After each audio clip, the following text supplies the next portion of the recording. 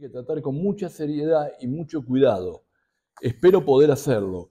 Fundamentalmente, quiero decirles que no es un tema que se pueda acabar en media hora, 40 minutos. Es un tema extenso. Es un tema en el cual voy a hacer la introducción y a futuro seguramente algún otro hermano continuará o explicará en mayor profundidad cada uno de estos dones. Cuando uno mira la palabra de Dios, la Biblia, encontramos, particularmente yo tengo 6 listas, hay autores que ponen 7 listas. Una en Romanos 12 del 6 al 8, otra en 1 Corintios 8 del 12 del 8 al 10, después en el mismo capítulo 1 Corintios 12 del 28 al 30, en Efesios 4, 11 y en muchas gracias. Y en 1 Pedro 4 del 9 al 11. Vamos a empezar viendo 1 Corintios y vamos a leer desde el versículo 4 al 7 previamente, para empezar a hacer una introducción a este tema y ver. Yo primero voy a leer el versículo 12.1 y después vamos a entrar del 4 al 7. Fíjense, no quiero, hermanos, que ignoréis acerca de los dones espirituales. Y qué importante.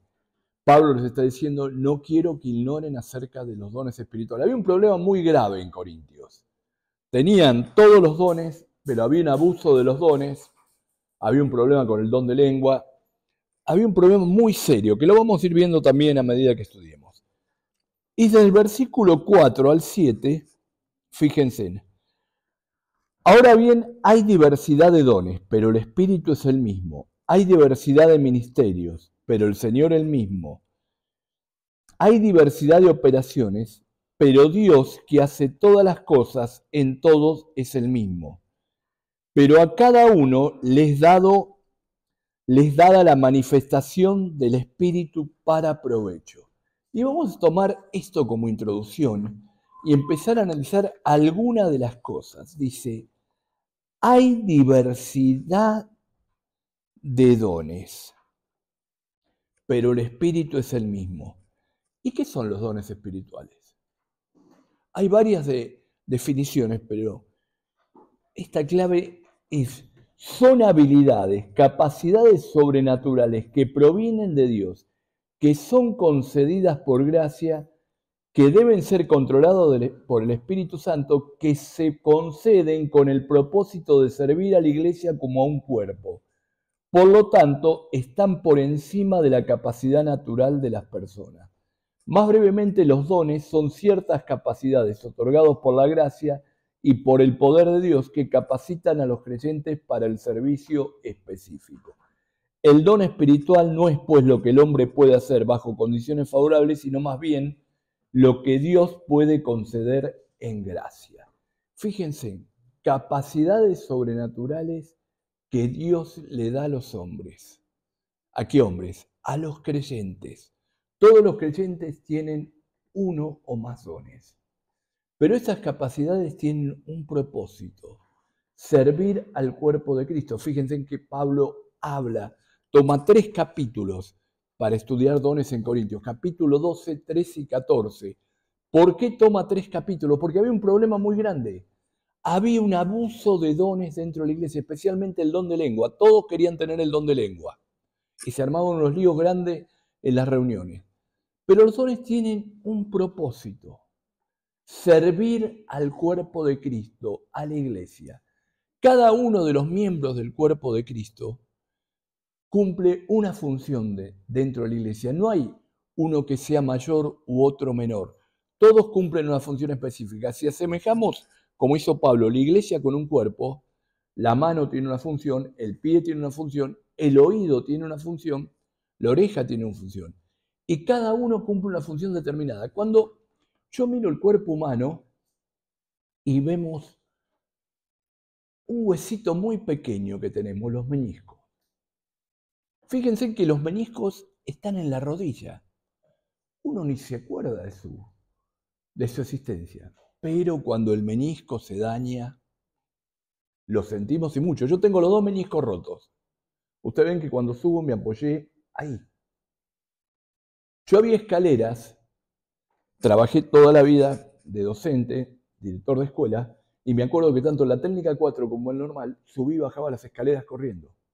Las del normal 3 son mucho más altas que las de las 4. Y yo las subía corriendo esas escaleras. La otra vez tuve que ir a una conmemoración que me invitaron, al 35 aniversario, la subí en ascensor. Tengo los meniscos rotos.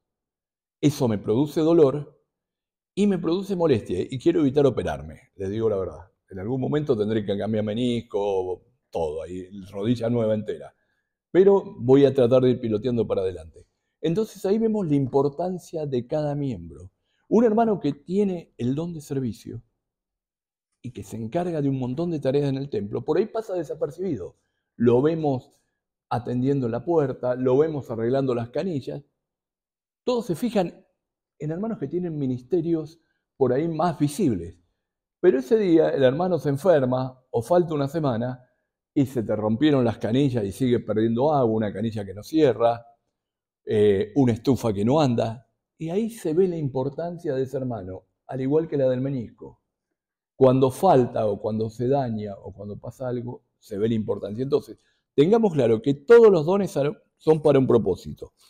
En el versículo 5 dice, a cada uno le he dado manifestación del Espíritu. Perdón, el 7 es eso. En el 5 dice, hay diversidad en ministerios, pero el Señor es el mismo. Y los dones son capacidades dadas para un servicio, para que el hermano pueda utilizarlas en un determinado ministerio o servicio en la iglesia. Un hermano que tiene determinado don, un don de administración, por ejemplo, va a servir seguramente en un ministerio como el de finanzas o en la organización de reunión y todo. Entonces, es fundamental que no ignoremos acerca de los dones, que cada uno conozca el don que tiene, pedirle a Dios que nos muestre qué don tenemos y ponerlo al servicio del cuerpo de Cristo, porque el don no está dado para estar quieto o para estar en desuso, sino está dado en servir. Y dice, y hay diversidad de operaciones, pero Dios que hace todas las cosas es el mismo. Y cuando hablamos de operaciones, estamos hablando de la energía para poder llevar adelante ese servicio. La fuerza que le da Dios al hermano que está cumpliendo un ministerio para que en medio de dificultades, en medio de problemas, pueda llevar adelante su ministerio. Dios le marca un ministerio a una persona, le da un don y ese don tiene que ser ejercido dentro de un ministerio. Y ese don tiene que ser pulido, tiene que ser trabajado. El don de enseñanza hace que el hermano estudie muchas horas. Y hay veces, ¿no viste el partido de ayer? No, estuve leyendo un libro. Estuvo sirviendo al Señor y por ahí le hubiera gustado ver el partido. Pero sabe que tiene que estudiar porque tiene que preparar un estudio y se queda estudiando. Entonces tengamos claro que cuando hay un don es para usarlo en un servicio, un ministerio, y Dios le da la fuerza y la energía para poder llevar adelante ese don. Y es importante que tengamos claro esto. Cuando vamos a empezar a hablar, y fíjense, a cada uno les dada la manifestación del Espíritu para provecho, lo dice el versículo 7. Eso lo había mencionado antes. A cada uno les dada la manifestación del Espíritu para provecho. En Juan 15:16 dice, no me elegisteis vosotros a mí, sino yo os elegí a vosotros, y os he puesto para que llevéis fruto, y vuestro fruto permanezca, para que todo lo que pidiereis al Padre en mi nombre, Él os lo dé. Vuestro fruto permanezca. Tenemos que llevar fruto, el fruto del Espíritu, pero también el fruto del ministerio en el cual el Señor nos ha asignado y para el cual nos ha capacitado y nos da los dones y la energía para llevarlo a cabo y los medios. Bien, el propósito de los dones es permitir a los creyentes hacer el ministerio de la obra de Dios para la que Dios los ha llamado. La palabra provecho significa edificación, ventaja, beneficio. Los creyentes están equipados con dones espirituales fundamentalmente para el beneficio y la edificación de otros, no para ellos mismos. El don no es para mostrarlo uno mismo. El don es para beneficio de los otros. La palabra manifestación quiere decir que se había abierto y públicamente los dones del Espíritu se deben usar abierto y públicamente. Se les debe manifestar a la iglesia, es decir, se deben usar para edificar la iglesia. Y también se tienen que manifestar al mundo. ¿Para qué? Para salvar a los perdidos. Un evangelista tiene que llevar su ministerio al mundo para salvar a los perdidos. Es decir, se deben usar para beneficiar al mundo salvando a los que perdido. Tengamos claro esto.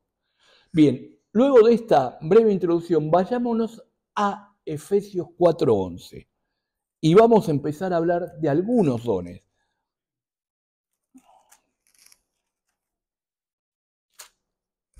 Fíjense en que Efesios 4:11 y 12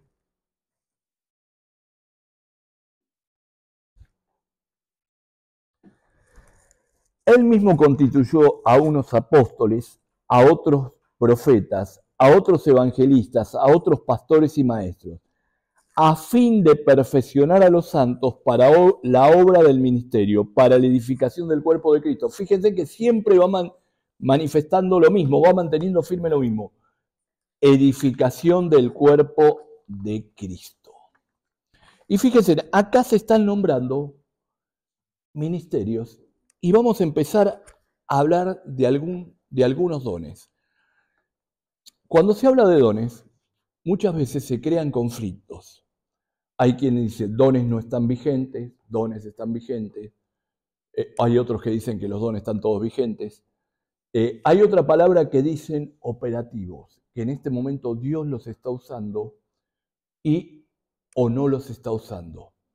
Esa palabra por ahí la puso Samuel Pérez Millo y a mí me gusta, porque el don de milagros, Dios hace milagros y vemos hermanos que se sanan y vemos milagros entre nosotros, pero no hay una persona específica que tenga el don de milagros. Ese don no esté operativo, llámenlo vigente como quieran, pero en la obra misionera, un misionero que está en un medio pagano, en un medio muy conflictivo, Dios puede manifestar el don. Y hemos sabido de historias de hermanos que en la obra misionera se han producido milagros y cosas asombrosas. De la misma manera que sabemos que se producen milagros, pero allá utiliza al hermano. Entonces, yo quiero ser muy respetuoso y muy cuidadoso cuando manejo estos temas.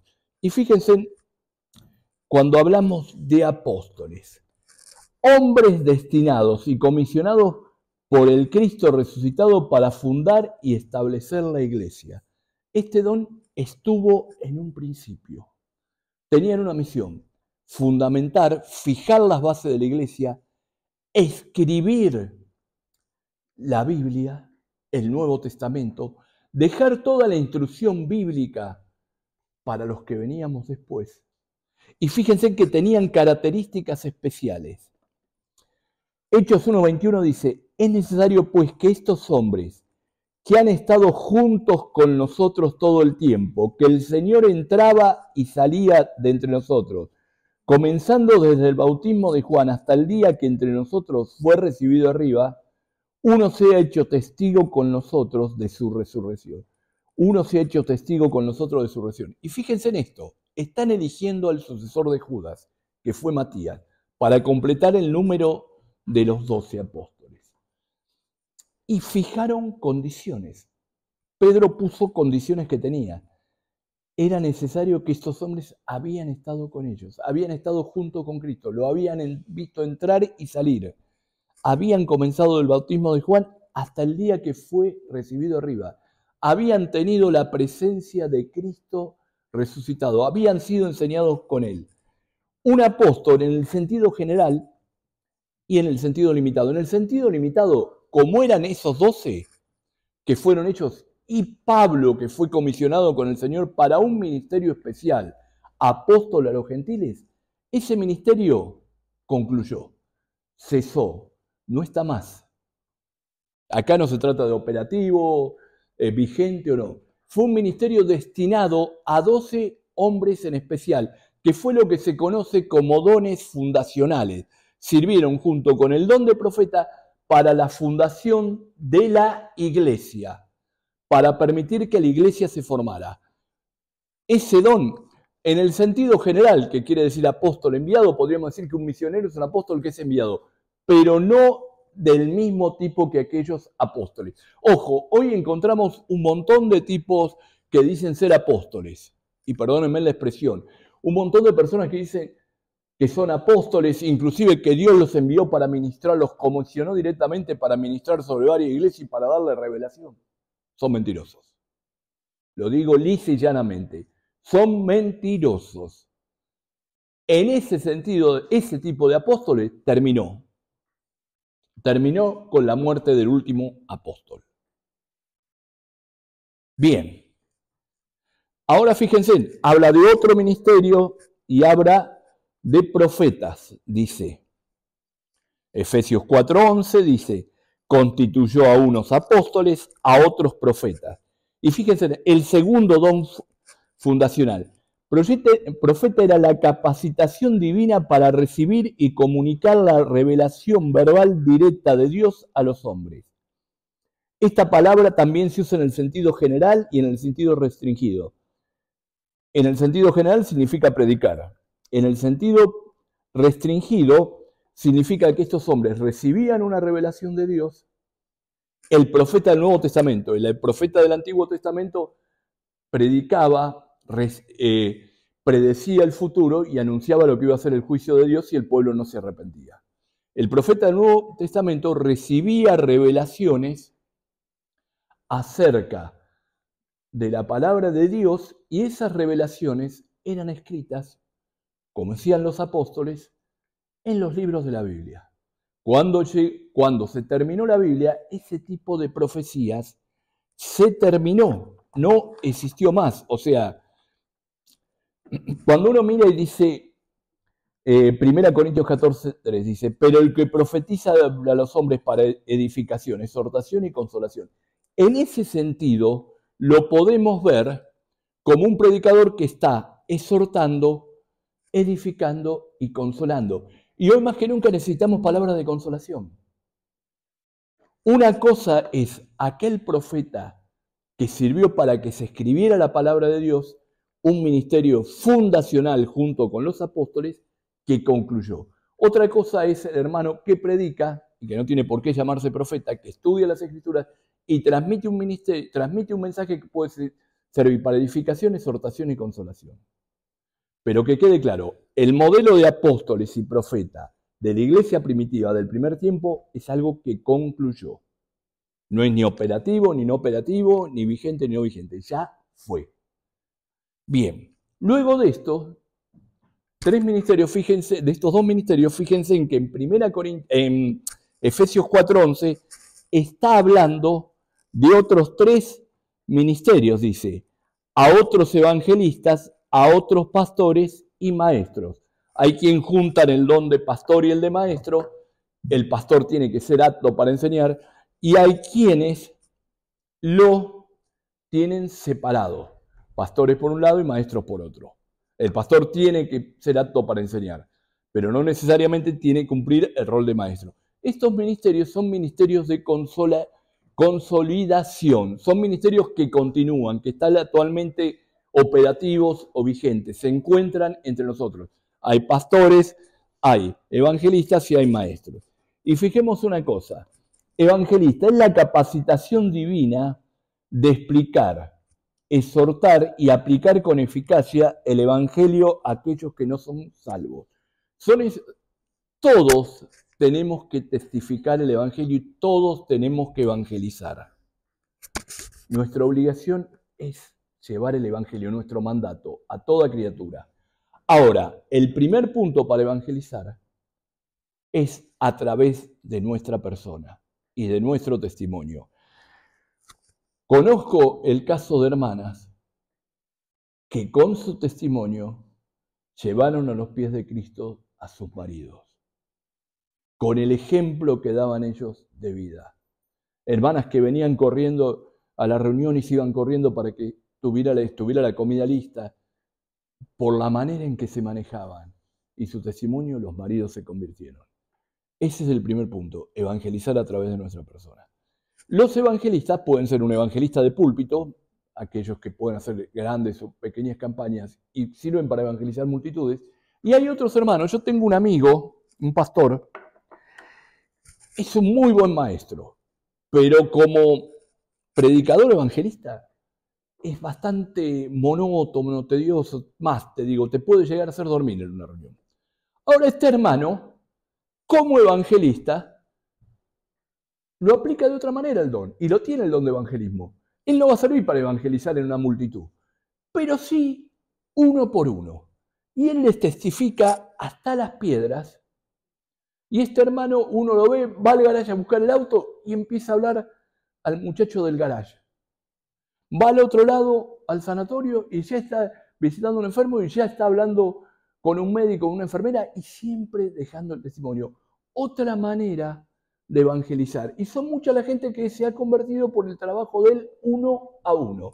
Yo veía al hermano Jorge Escopazo, que algunos lo deben conocer, ya está en la presencia del Señor, y estábamos en el muelle de Santa Teresita, y él se iba a pescar, y conocía el nombre de todos, y a todos los pescadores que iban habitualmente ahí les había testificado, a todos les daba un tratado, a todos les decía, y alguna de esa gente se incorporaba a su iglesia allá en la costa, que tenía un anexo de la iglesia de él que era de Argerich, Buenos Aires. Entonces, es una forma de llevar adelante el don de evangelización. Y fíjense en algunas características. Primer punto, cree firmemente que es la voluntad de Dios que la iglesia crezca numéricamente. Es un hermano, el evangelista, que está consciente que la iglesia tiene que crecer numéricamente. Habla de Cristo con frescura y naturalidad, a conocidos y extraños. ¿Vieron que muchas veces nos da no sé qué cuando hablamos con un extraño? No, este le habla a todos con naturalidad, el hermano que tiene el don. Se complace en predicar el evangelio en público y el Señor prospera su palabra. Imagina planes especiales para la extensión, para llegar a la sociedad sin esperar que vengan al templo. Y este hermano que le decía que es muy monótono, él hace muchos años empezó con grupos caseros. Decía, no, la forma de que la gente llegue es los grupos caseros. La campaña la gente va a terminar oyendo, van a ir los creyentes. Estamos hablando como 30 años atrás. Bueno, él edificó una iglesia de más de 400 personas. Bien, desafía a la iglesia al propio crecimiento fijando metas. Trabajan para fijar metas para el crecimiento. Es su objetivo. Ahora, todo don tiene también peligros. Y yo quiero hablar de estos dones también y de su peligro. Estimar más preciosa la cantidad que la calidad. Y cuidado ahí. Si me fijo únicamente en evangelizar y no me preocupo de la calidad, es un peligro de cómo viven los creyentes. Juzgar los progresos de la iglesia solo numéricamente. Y muchas veces estos hermanos dicen, no, ¿cuánto tenemos? 100, 120. Estamos bárbaros, crecimos 20. No, pero hay otras cosas, cómo están viviendo los creyentes adentro. Bien, manipular, manejar la voluntad de las emociones de los que son evangelizados. Y esto es común en evangelistas de púlpito, que ponen una música suave, ponen otras cosas para hacer traer a la gente al frente. Utilizar un montón de trucos para que la gente levante la mano. Después la gente terminó la reunión y esos mismos que pasaron al frente se fueron como que vinieron, muchos de esos, algunos. Por eso es importante conocer los peligros también del don. Y su ministerio de evangelización, y bueno, en la Biblia vemos el caso de Felipe. Pastor maestro. Capacitación divina para pastorear a los cristianos mediante el liderazgo, la provisión, la alimentación, la provisión y en otras circunstancias el cuidado de ellos. El pastor se preocupa por proteger a los cristianos y se preocupa de que sean alimentados sólidamente, hablamos con la palabra de Dios, de protegerlo de las cosas que hay de afuera y el cuidado de los miembros. El pastor visita, acompaña, cuida. Algunas características de su ministerio. Evalúa permanentemente la salud del cuerpo de Cristo. El pastor observa, mira cómo está el cuerpo de Cristo, cómo está creciendo espiritualmente, cómo es la vida de ellos. Bien. Muestra especial interés por el crecimiento de las nuevas ovejas. ¿Cómo va avanzando este hermano? ¿Cambió la forma de vida? ¿Mejoró o sigue exactamente igual? Si tengo un hermano, por ejemplo, que tenía tal hábito, tal vicio, ¿lo sigue manteniendo o lo ha dejado de lado? ¿Cómo andan las familias de la iglesia? El pastor sabe escuchar sin interrumpir a su interlocutor. Es aquel que presta la oreja. Cuando está el interlocutor delante, él se sienta, lo escucha calmadamente, escucha lo que dice, sabe la necesidad de su oveja, se preocupa por lo que pasa por esa necesidad, ora por eso.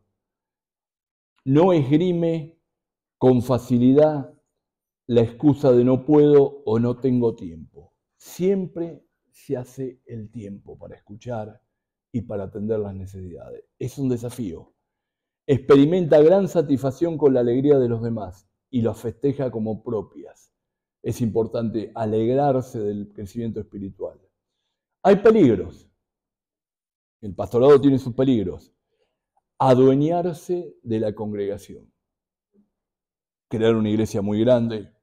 Yo estoy acá arriba y soy dueño de esto. No. Crear una dependencia insana. Que todo caiga por el pastor. El pastor tiene que saber liderar, buscar hermanos que puedan ayudarlos en el trabajo y que no dependan de él, toda la gente. E imprimir conceptos personales en el rebaño. O sea, yo pienso esto y esto es lo que va. Su ministerio es atención espiritual y pastoreo general. Pasaje donde lo vemos, bueno, Juan 21, 15, 17, 1 Pedro 5 y 14. Maestro. Maestro es un don importante que trabaja junto con el pastor, al lado, acompaña al pastor. La enseñanza y la capacidad dada por Dios para explicar la armonía y los detalles de la revelación divina. Evidentemente este don se da solo a veces, mientras que otras veces va acompañado por el don de pastor. En el caso del don de enseñar resulta más obvio que en otros el hecho de que se lo puede desarrollar y que requiere preparación. Alguien que dice que tiene el don de maestro o de enseñador, tiene que estudiar, tiene que prepararse, tiene que leer muchas horas. Yo no puedo pretender enseñar en una escuela dominical si yo no leo, no estudio. Tengo que estar al tanto no solo de la palabra de Dios, sino de lo que está ocurriendo en el mundo, cosa que también el pastor tiene que estar. Saber las cosas que suceden a nuestro alrededor, ser consciente de cómo el mundo va cambiando. Un desafío es que se nos pone ahora con el tema de las redes sociales y los avances informáticos, estar al tanto de lo que pasa a nuestro alrededor. Yo conozco un hermano que es anciano, que está con Jaime Burnet, no sé, vos lo conocés seguro. Y este hermano es un hermano joven. Y este hermano le da el visto bueno o no de quiénes tiene que bautizar Jaime.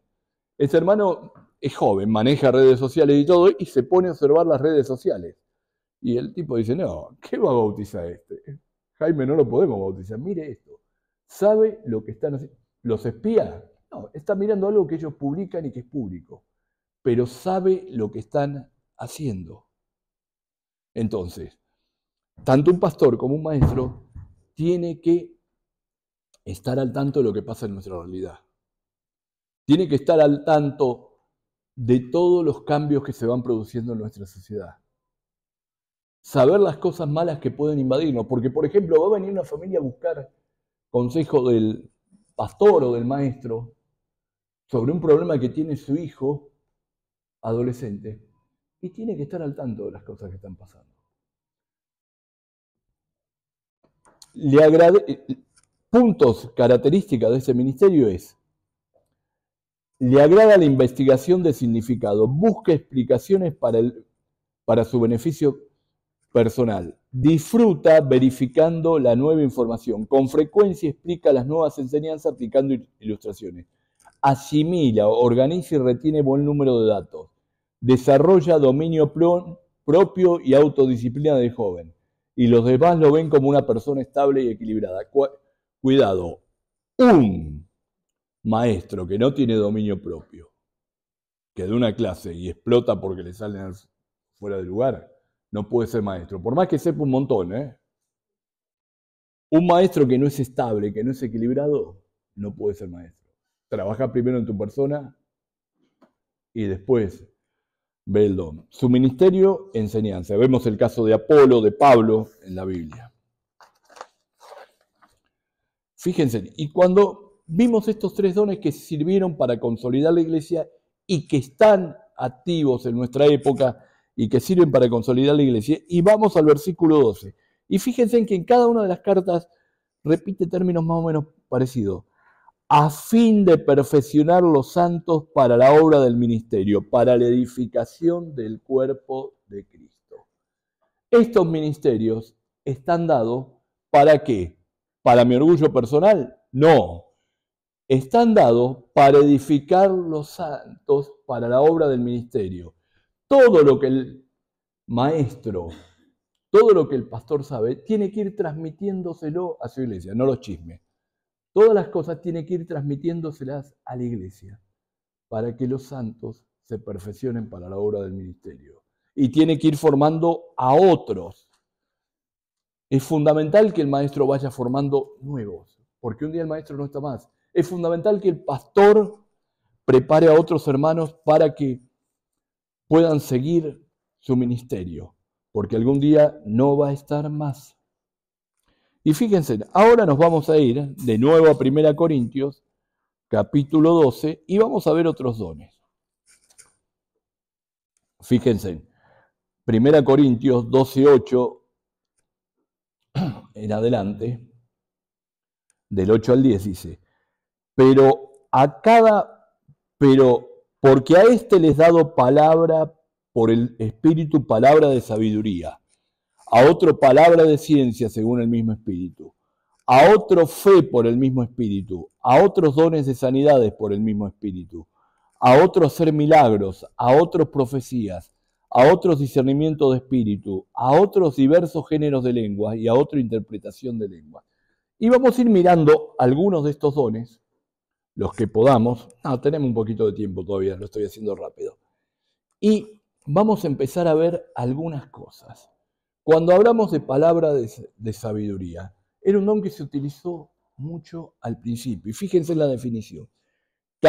Capacitación divina para transmitir una palabra directa del Señor para guiar con habilidad a la iglesia local en una decisión definitiva. Se considera un don revelador porque está relacionado con la palabra de conocimiento que a su vez está vinculado con la profecía. Fíjense, ese don de esa manera estaba en el primer tiempo. Una capacitación para transmitir una palabra directa del Señor. Está relacionado con profecía, con ciencia. Era en los primeros tiempos. De esa manera, ese don podemos decir que cesó. Y fíjense en una cosa, cuando 1 Corintios, capítulo 13,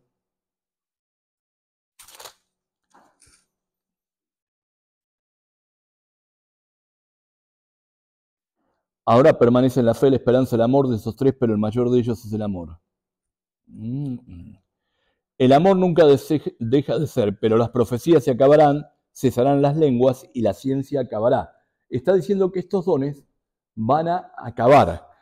¿Cuándo? Cuando venga lo perfecto. Hay algunos que dicen que en la segunda venida de Cristo, otros que dicen cuando viene la palabra de Dios. Yo particularmente creo que cuando vino la palabra de Dios, profecía, ciencia, se terminaron. ¿Por qué? Porque el canon de la Escritura está completo. Nosotros todas las respuestas las tenemos en la Escritura. Pero fíjense en palabra de sabiduría, otra definición. Esta la dio John MacArthur y me gusta. Dio la primera MacArthur y dio la segunda. No es que se contradice, dice, esto se terminó acá, esto sigue. Es la habilidad de percibir la vida y la verdad desde la perspectiva de Dios y aplicar esa sabiduría a situaciones específicas. El que habla con sabiduría es amable, trae paz. La sabiduría puede ser discernida por sus frutos, pero la sabiduría que es de lo alto primeramente es pura, después pacífica, amable, benigna, llena de misericordia y de buenos frutos, sin incertidumbre ni hipocresía. Jacob usó el don de sabiduría en el concilio de Jerusalén. Pablo, mientras estaba en Asia Menor, recibió una visión de predicar el evangelio en Europa. Y fíjense en una cosa, esa habilidad para percibir la vida desde el punto de vista de Dios. Ese hermano que ante una situación complicada o difícil sabe dar la palabra justa para solucionar el problema. No es que recibe un mensaje directo de Dios, no, aplica la palabra de Dios, la Biblia, a situaciones específicas de la vida. Nosotros tenemos que pedir sabiduría a Dios. Y hay hermanos que puede ser que tengan este don y lo utilicen en aplicación específica de Dios. Pero cuidado, una cosa, con decir, este tiene palabra de sabiduría porque soluciona 2 o 3 problemas, o no la tiene, porque podemos generar que el hermano se infle. Yo conocí una hermana que era bastante sabia en resolución de problemas y todo. No, tiene palabra de sabiduría esta hermana, decíamos. Se la creyó. Estaba inflada. No, hermano.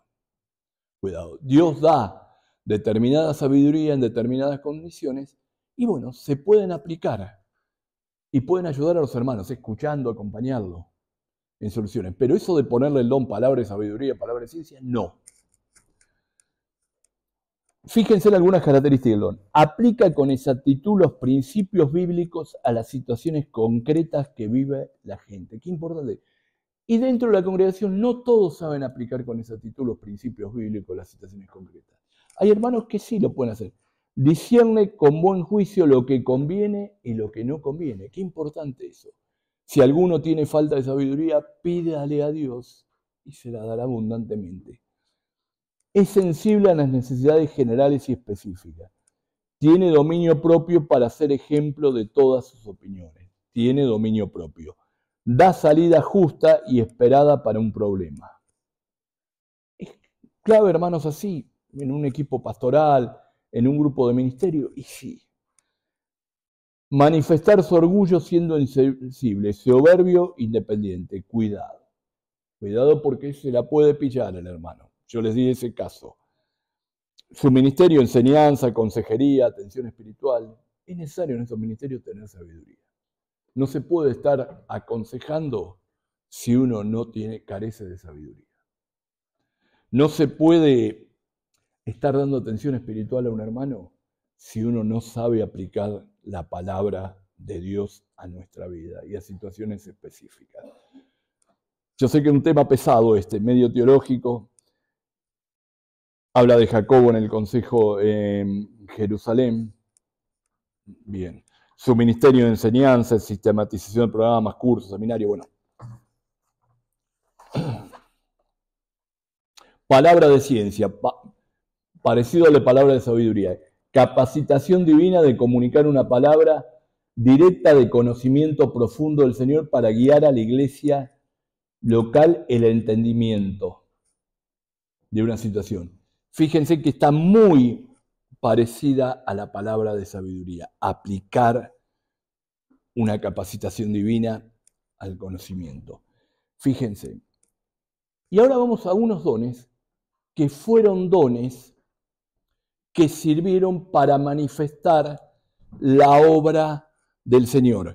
En una sociedad que negaba a Cristo, en una sociedad llena de dioses como era la sociedad del Antiguo Testamento, el lugar donde les tocó estar a los apóstoles, era necesario que el ministerio fuera autentificado con señales y prodigios. Por eso se dice que este don no está operativo, pero Dios lo puede poner operativo en determinados lugares como la obra misionera o esos lugares. Hay que estar en determinados lugares como la selva de Ecuador o el mundo musulmán. Fíjense en una cosa, milagros, capacitación divina para llevar a cabo obras de poder que contravienen o exacerban los procesos normales de naturaleza. Santidad, facultad divina de restaurar la salud inmediata de los enfermos sin que sea necesario la respuesta por fe de quienes están siendo sanados. Vemos los milagros de Jesús, los milagros en la Biblia.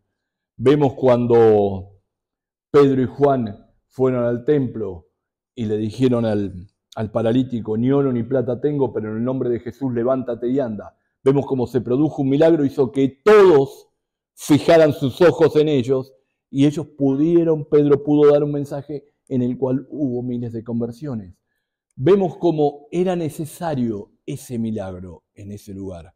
Hechos que puede, ya le digo, repito, ocurrir en algún tipo de lugar específico, pero no es algo que se practica, que está vigente o está operativo en la iglesia. ¿Dios hace milagros? Sí. ¿Dios sana? Sí. ¿Tenemos que orar? Sí.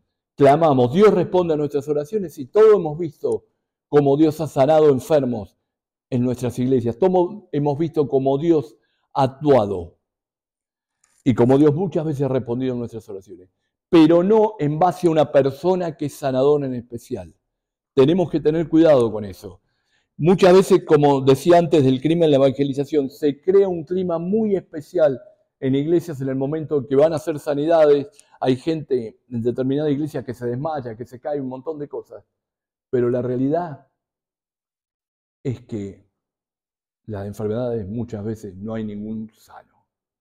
Puede ocurrir en un caso, yo le voy a contar algo, me ocurrió a mí. Yo al poco tiempo de convertirme iba a un grupo que oraba mucho por sanidad. Y se creaba un clima especial. Yo era asmático. De pronto desapareció el asma. No tomé más de una pastilla que se llamaba Ciptauron, Inasmol. Calculo que no tendría estómago si las tomara ahora. Cuando lo charlé una vez con el doctor Dona María, me decía, mirá, yo creo que el asma tiene una parte física y una parte psicosomática. Dice, a vos se te curó la parte psicosomática, pero que tenés que tener cuidado porque en algún momento podés volver a tener una crisis asmática. No es que Dios te abandonó, yo era un creyente muy nuevo. No es que Dios te dejó o hiciste un pecado ni nada. En algún momento vas a quedar porque tenés ese componente de asma en tu vida. Tiempo después de casado, tuve una crisis asmática, bueno, estaba internado por un cálculo que me había agarrado, tuve una crisis asmática y me vio un neumonólogo, el doctor Sefardoni, que todavía hasta el día de hoy me atiende, tiene como 90 años, pero bueno, sigue atendiendo.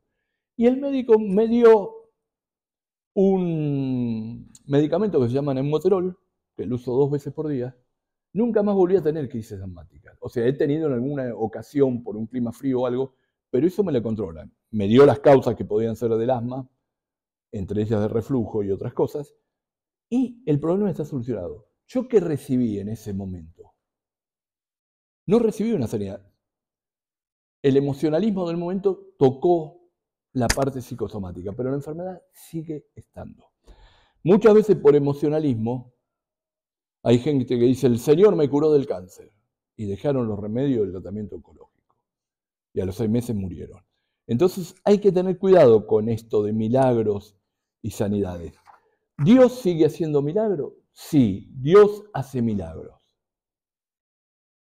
Ahora no hay una persona que haga milagros en lugar de Dios. No hay una persona que tenga el don de milagros. ¿Era necesario en ese momento? Sí, era necesario. Servía para identificar la fe. Milagros, por ejemplo, a Elimas el mago, fue un milagro. Quedó ciego, hecho por Pablo. Era alguien que estaba entorpeciendo el avance del Evangelio. Pero no quiere decir que esas cosas se repitan hoy en día. Bien, hay otro don que es muy controversial, el don de lenguas. Vamos a leer el 12:10. Esto ya les digo, es para explayarse un día en cada don. No sé si ustedes me aguantarían, pero fíjense, en el capítulo 12:10 dice, diversos géneros de lengua y a otra interpretación de lengua. Bueno, en Corintios había un lío bárbaro porque hablaban diversos géneros de lengua. Vamos por primero, ¿qué es el don de lengua? Es la capacidad dada por Dios de hablar otro idioma. ¿Servía para autentificar el Evangelio? Sí. Cuando se derramó el Espíritu Santo en Pentecostés, había judíos de distintas partes que no hablaban hebreo. ¿Por qué? Porque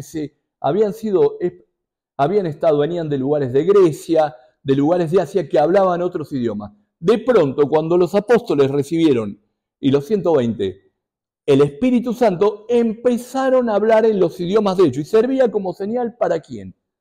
Para los incrédulos. No es para señal para el creyente, para los incrédulos. Entonces, al hablar ellos en lengua, los otros entendían el mensaje del Evangelio, cada uno en su lengua. En Corintios 13:1 dice, Si yo hablase lenguas humanas y angélicas y no tengo amor, vengo a ser como metal que resuena o címbalo que retiñe. Fíjense, habla de lenguas humanas o angélicas. En ninguna parte de la Biblia habla de lenguas angélicas. Yo no lo encuentro en ninguna parte de la Biblia. Cuando los ángeles se han presentado en la parte de la Biblia que habla de un ángel que se le presenta a una persona, siempre habla en el idioma de esa persona. O sea, en ningún lado dice que hay un lenguaje de ángeles. Yo no digo que no lo sepa. Y un lenguaje que los hombres puedan presentar, que los hombres puedan aprender. Pablo lo está diciendo acá para referirse al amor. Podría hablar todas las lenguas que quiera. Lenguas de hombre, lenguas de ángeles, de lo que quieras, pero si no tenés amor, nada sos. Le está diciendo eso Pablo. Y le está diciendo a una iglesia que era un desorden, porque se paraba uno y hablaba en chino, el otro en ruso, el otro en griego. ¿Se imaginan el que pasaba por la puerta o entraba y decía, estos están todos locos? Entonces puso reglas para normar el don de lengua. Y fíjense que cuando habla de lengua extraña, no está diciendo que sea ese balbuceo que hacen bla, bla, bla, esas cosas. No, eso es glosalía. Eso lo hacen también en la macumba y en otros cultos satánicos.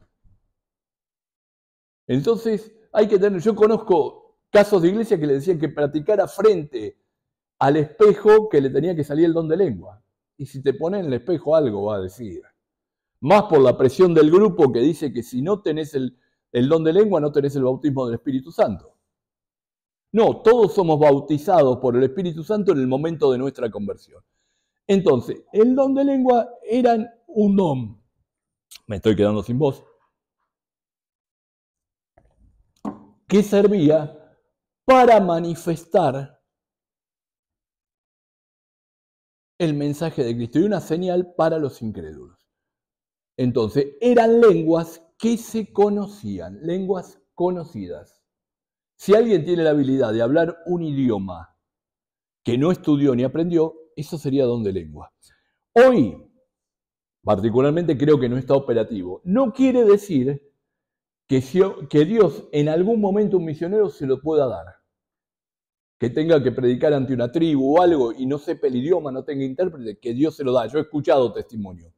Pero es un hecho puntual. No es algo permanente. Nosotros tenemos que aprender a no limitar a Dios. Dios es soberano, tiene el control de todas las cosas. Y es un Dios de orden. El don de lengua en Corinto servía para que la gente se agrandara. Yo tengo el don de lengua. Todos querían tener el don de lengua, pero no era el único don. Si acá hablan todo en lengua, la iglesia no funciona. Bien. Sigamos. Don de fe, que está en el 12.9. A otro fe por el mismo espíritu. En el original Spitis. Desde el principio de nuestra vida cristiana, todos los creyentes hemos de ejercer la fe, pero aquí se trata de algo especial que Dios concede a ciertos siervos suyos para llevar a cabo determinadas obras que Él desea hacer. El don de fe yo creo que está vigente. Y cuando uno mira a Jorge Müller, que fundó un montón de orfanatos, un día no tenía nada para dar a desayunar a los chicos en el orfanato.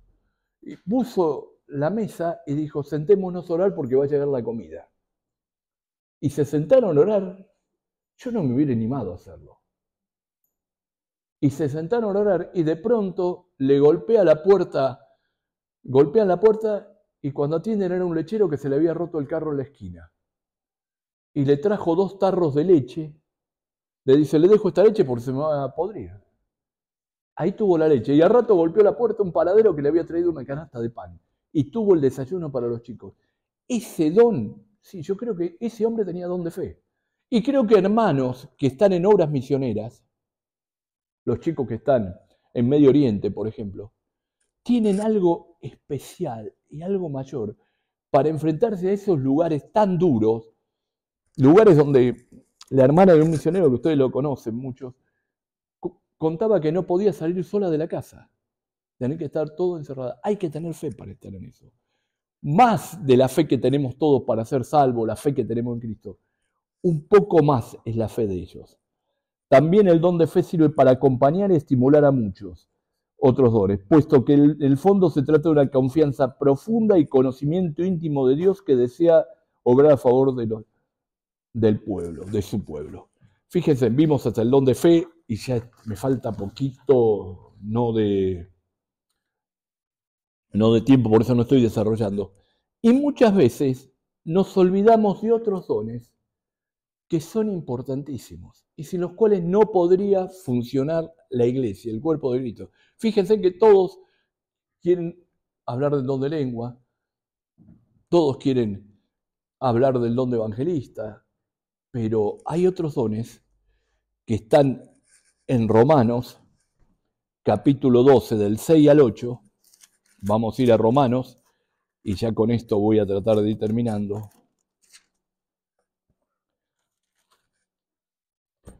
Capítulo 12 del versículo 6 al 8.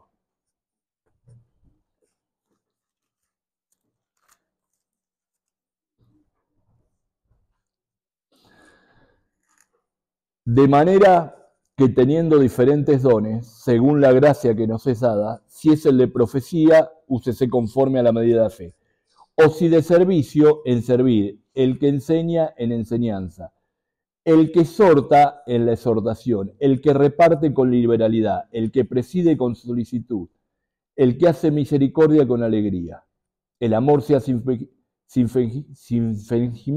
fingimiento, aborrecer lo malo y seguir lo bueno. Fíjense en una cosa, acá está hablando de otros dones que son clave para el funcionamiento de nuestra iglesia. Don de servicio o ayuda. Fíjense, es aquel que tiene la habilidad de descubrir y satisfacer las necesidades prácticas de otro y de la congregación, de la iglesia. Es aquel hermano que está siempre atento a lo que hace falta en la iglesia. Ustedes ven que se termina una reunión y siempre hay un hermano que viene y empieza a acomodar los bancos. Aquel hermano que viene fuera de horario, hace arreglos en el templo. Por ahí uno a veces va un día feriado al templo y lo encuentra a Juan Greco, por ejemplo, en mi iglesia. Siempre está arreglando algo, ocupándose de algo. Pasa desapercibido otros hermanos que siempre se ofrecen para colaborar, para estar en la puerta, para estar en cosas que los otros no quieren hacer, ellos están. De buena gana realiza la tarea que haya que hacer, sin esperar reconocimiento, sin esperar aplausos, sin nada. La realiza siempre de buena gana. Se toma molestias para satisfacer las necesidades de otro. Nosotros lo vemos en la iglesia, las hermanas que están preparando la leche, en la escuela dominical, todos los días preparando la leche. Disfruta trabajando en equipo en tareas de carácter propio. Prefiere y muestra interés por objetivos de corto alcance. No fija meta a largo alcance y no se preocupa por las cosas que hay. Che, hay esa grieta, nos va a entrar humedad. Va y la arregla. Ese es el don de servicio. Y es importantísimo el don de servicio. Tiene sus peligros, y sí. Enorgullecerse de las cosas que hace. ¿Tiene servicio? Sí, tiene muchos peligros. Uno de los peligros es descuidar la parte espiritual. Y muchas veces estos hermanos que están sirviendo todo el día, por ahí no escuchan el mensaje, no escuchan la palabra. ¿Es función de los hermanos que están liderando la iglesia orientarlos para que realmente se ocupen de la palabra, para que también escuchen los mensajes y estén atentos? Su ministerio es ayuda mutua. Y voy a dar este último don porque son las 12. Exhortación. Capacidad divina para santidad práctica en el corazón y la acción a través del aliento y el consuelo y la amonestación y la súplica. El que exhorta, dice Romanos 12, 8, en la exhortación, el que reparte con liberalidad, el que preside con solicitud, el que hace misericordia con alegría. Es aquel hermano que sabe hallar palabras de ánimo. Alguna característica del don. Es aquel que produce en los que le rodean una sensación de bienestar por el solo hecho de estar presente. Puede sentirse mal, pero es capaz de animar a otros en esta condición. Fíjense, qué importante. por lo general tienen expresiones de entusiasmo. Qué importante es este hermano que sabe confrontar al hermano, que sabe exhortarlo, que sabe dar ánimo, que sabe ayudarlo a encarrilar su vida. Ahora,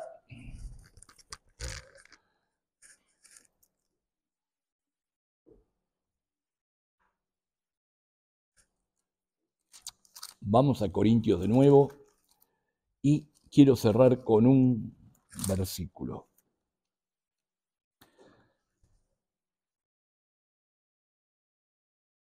A ver si lo encuentro. Corintios 14:1 dice, seguid el amor y procurad los dones espirituales. Y fíjense, seguid el amor y procurad los dones espirituales. Es importante. Y nosotros tenemos que procurar los mejores dones. ¿Y cuáles son los mejores dones? Los que son útiles al cuerpo de Cristo. Y esos dones tienen que ser puestos al servicio del cuerpo de Cristo. Este es un desafío que les dejo. Este es un tema que no se acaba acá. Es un tema para desarrollar mucho en escuela dominical, en otros ámbitos. Pero quiero que esto sirva como puntapié, me gustaría, para que sea un desafío para ustedes de buscar cada uno el don que tiene y ponerlo al servicio del Señor. Y el don que uno tiene, los hermanos lo van a saber certificar porque se dan cuenta de que este hermano tiene este don específico. Se dan cuenta porque lo hace con naturalidad, con amor, no lo agota, no lo cansa. Yo le di el ejemplo del maestro, que mientras otros están mirando un partido, él se pone a estudiar. Bueno, en cada don, el hermano que hace servicio, mientras otros están de fiesta por ahí, él está arreglando cosas en la iglesia. Forma parte del don que Dios le dio y lo hace con amor y sin cansarse. Dios los bendiga, hermanos.